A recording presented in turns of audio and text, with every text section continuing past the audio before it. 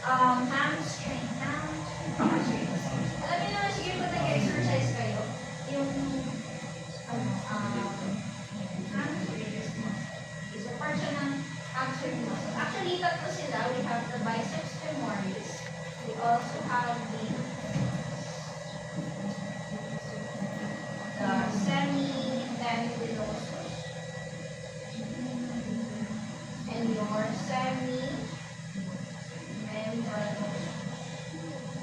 semi-membranous or semi-membranous. Ayan. So these are your hamstring muscles na tinatawag natin. Kaya yung ham, galing yan sa may dito, sa portion nila. Galing sa string yung ham. Grabe yun ah. Grabe analogy dun ah. So yung ham na kinakain natin ay galing yan dito sa may hamstrings ng mga baboy. Okay?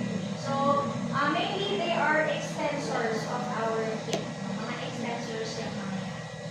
Sila yung baka na responsible para maganon mo siya, okay? And then we also have your semi-tendinosus, the middle muscle of the forward group. And usually, kumbaga, communicate siya with your biceps femoris. Ayan. And located on the cranial border of your tibia. Yeah. Tapos, your semi-membranosus is the most medial muscle. So, yung kanilang orientation, yan, kapag nakatalig ganito, yung pinaka-lateral is your biceps femoris. And then, yung susunod doon, kung ina-track natin siya, your semi-tendinosus. And then, this one is your semi-membranous. Again, your biceps femoris, semi-tendinosus, semi-membranous. From lateral to medial. Okay, so, yan yung mga tinatawag natin na hamstring muscles. So, mainly, they are extensors, not athletic hips. And then another extensor is your middle gluteal muscle. So, yung mga gluteal muscles. Pag sinabi natin yung glutes, di ba pag may exercise kayo, sinabi mong glutes, magpapuwet ka. Parang ganyan. So, mga gluteal muscles ang tawag doon sa may puwetan na area. So, an extensor of the hip is your middle gluteal muscle. So, it's a strong extensor. Pero yung mga other gluteal muscles, they're actually abductors. Okay? So, abductors, sila yung nagpapalayo. Okay? So, we have, kasi sa gluteal muscle, we have the middle. We also have the superficial at saka yung deep. Tatlo siya. Okay?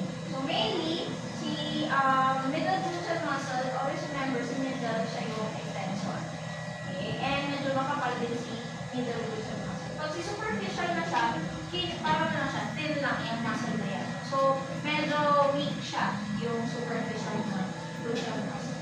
Okay? So, weak muscle. Okay? And then you also have your deep gluteal.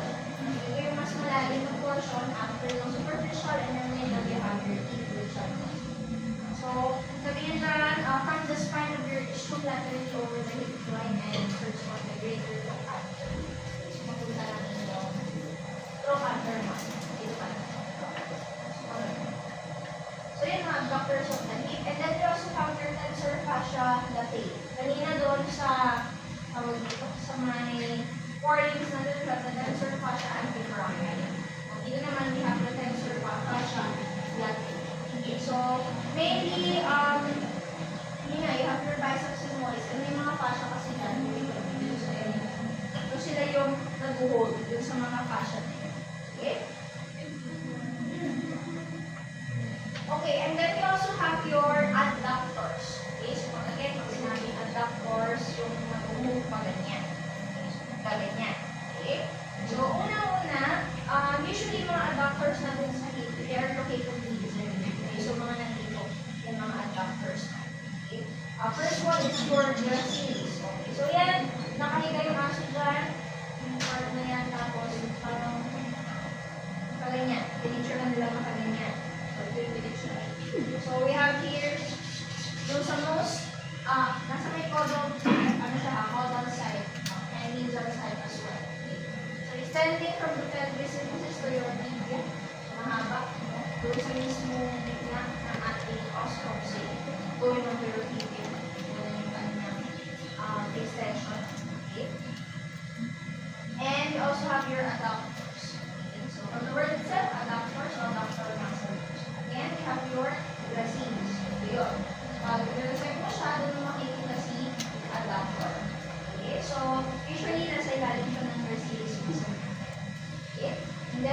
have your pectinis. Okay, this one is your gracilis. Nasa ilalim ang adductor. And then this one yung medyo small muscle that is what we call your pectinis muscle. So, mainly, sabihin natin is an abductor at the same time, also a flexor of your hip.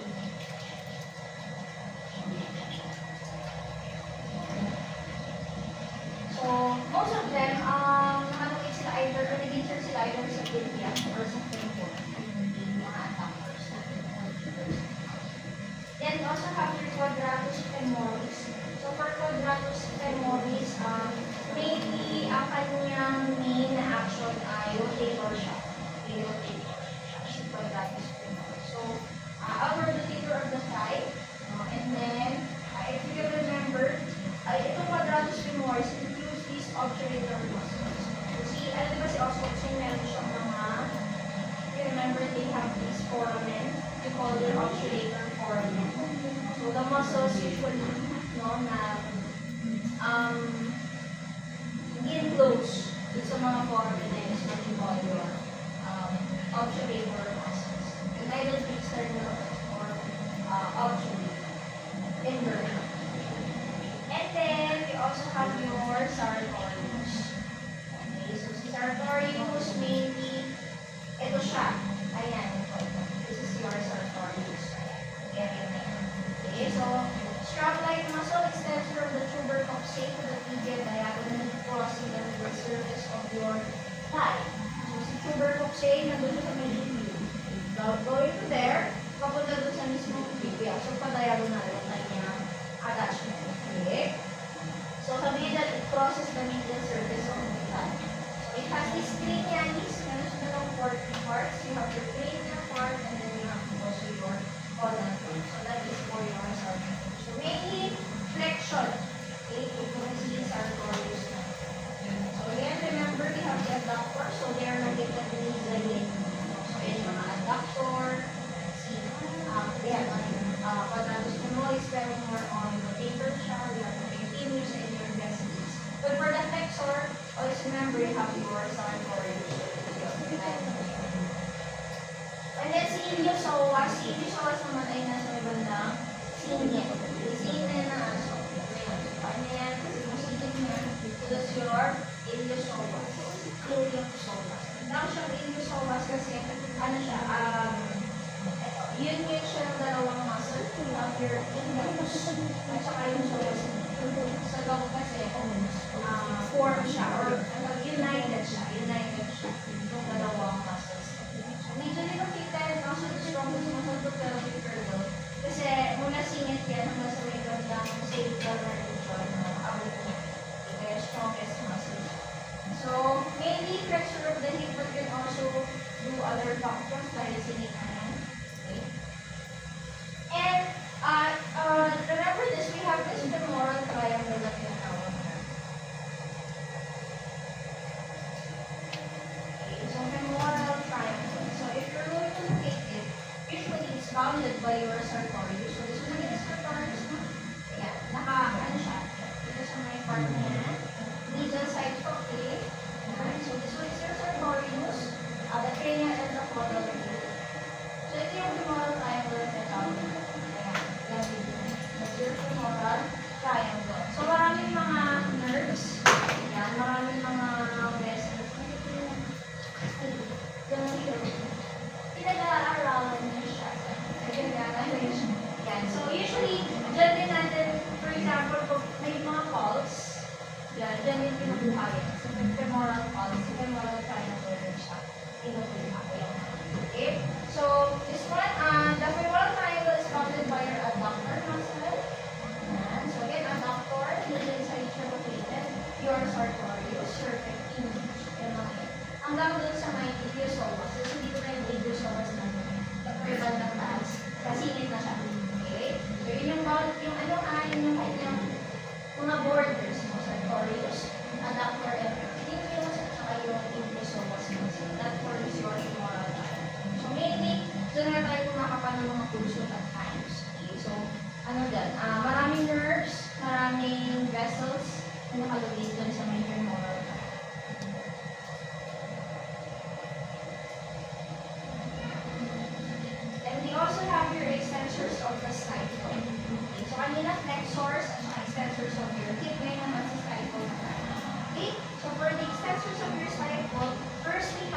your quadriceps femoris. Ito totoong quadriceps siya.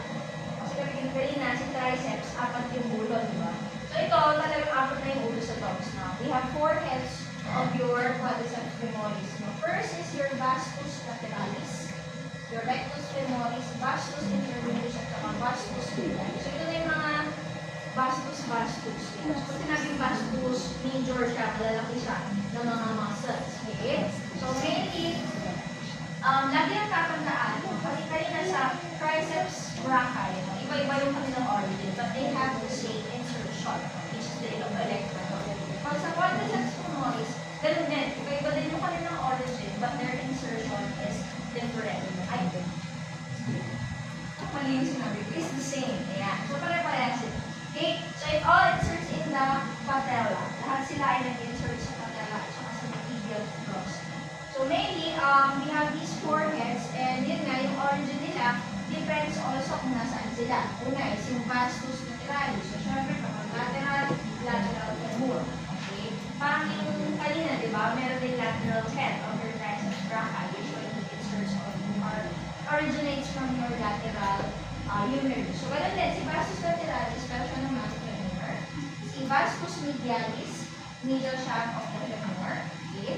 Si intermedius naman, usually medial and lateral. Okay?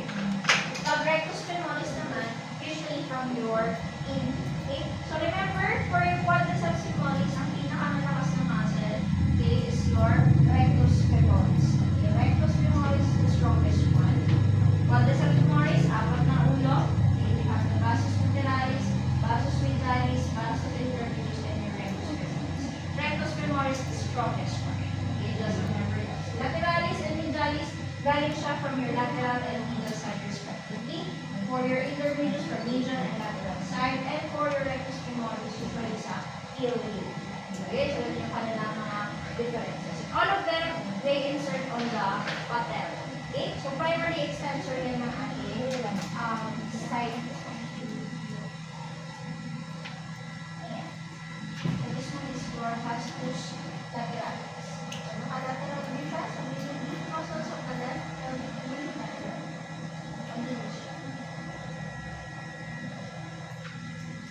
so kapag transect natin, so we have this different heads, no? So of course, yung pinaka nasa labas is your lateral. Kaya mas tinawag na lateral head or yung vastus lateralis. And then, ano yung parang naka-red din na portion. So yung pinagpupunta. So again, we have your rectus femoris. This one is the strongest of the 4 heads. And then we also have your intermedius. Tapos yun doon, sa area na yun, it's what we call your medialis. Intermedius. Tapos rectus femoris and your medialis. Ayan. Ayan. So dito na tayo sa flexors of the scapula. So kanina, extensors. So hindi mga extensors sila. And we also have the flexors of your scapula. So if you can remember, these are the flexors of your scapula. Gastrocnemius muscle. The hamstring muscles, no, it's an extensor of the hip, but also a flexor of the scapula. So not necessarily na kapag sinabi na extensor of the hip, yun lang siya. Meron siyang ibang effect. Kasi kapag pinundract mo siya, meron din possible na mag-flex or hindi mag-conduct sa hip. Okay?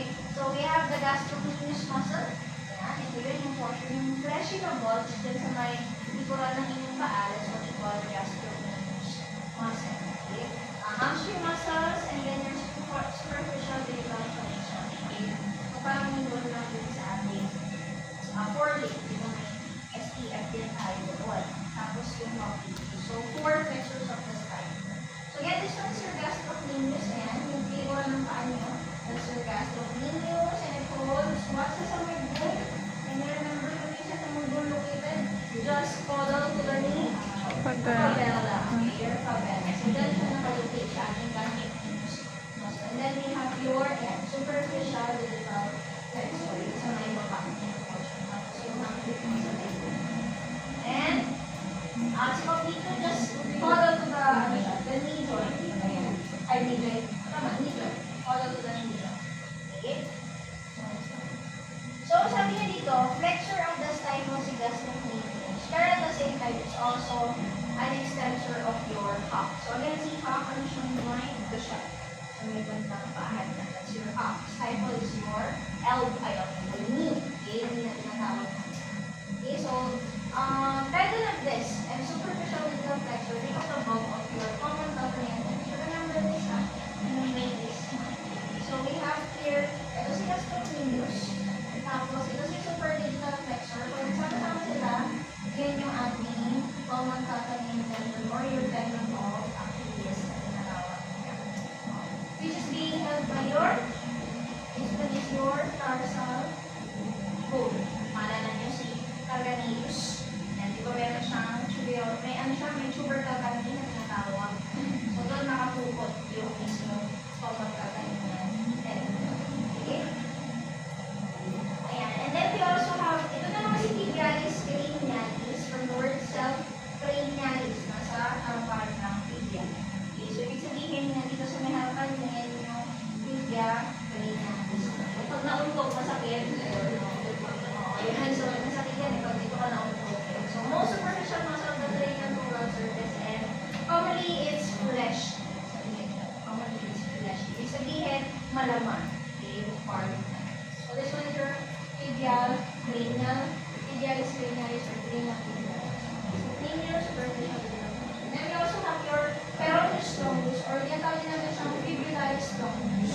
Okay. Yung sa kanila tibialis cranialis. Ito ba tibia fibula? Okay. So yung muscle usually that are located malapit sa ating fibula is also called fibularis longus. Okay.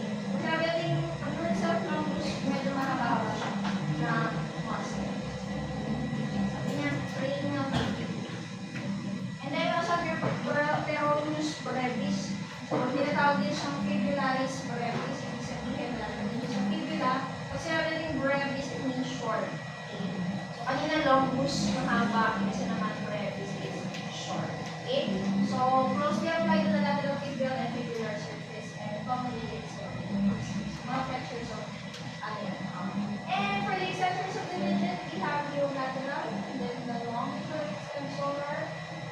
Dalawa lang naman siya so far. Hindi nakita si lateral digit extension. So, dito na siya, natabo na siya, natabo na siya ng fibularis longus or peroneus longus. So, we have the long and we have the lateral. And for the flexor, then, meron naman tayong superficial digital at saka yung deep medial flexor. So, parang parehas lang before. Thoracic. Okay? So, yun lang naman. So, okay, meron pa kayong tanong. So, meron siyang nilingin na hindi niya sa masyado na intindihan ng ganun kaagad. I believe so. Kasi nga, wala tayong yung exact na specimen. So, mas appreciate na